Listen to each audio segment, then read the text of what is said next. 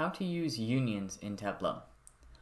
In this example, I have a union of 3 sheets in Excel generating an amount by month and a budget by month. I have an Excel spreadsheet with 3 tabs. I have a tab for January, I have a tab for February, and I have a tab for budget. Let's take a look at how you use unions in Tableau.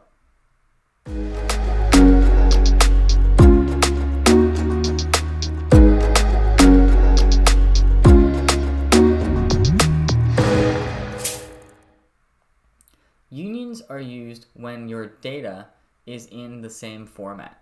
So I have a tab for January where I have product, amount, and month.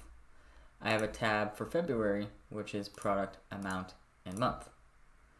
The titles of the columns need to be the same or very similar. Let me go over to budget. I have a tab for product, budget, and month. So they're very similar. I'm going to start by clicking Data and New Data Source. I'm going to navigate to my Excel file. Double click on Unions. What I want to do is start by dragging in January. When I drag in February, I'm going to drop it where it says Union. What this is going to do is stack them on top of each other.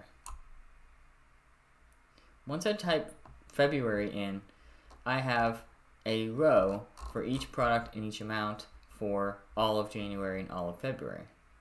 I also get a table name. I'm going to add in budget as well to the union and go over to a sheet. Now I can use this data source. You can see I have the month available. Let's bring that in as month of date. Make it discrete. And I have amount available. And drag that into the view.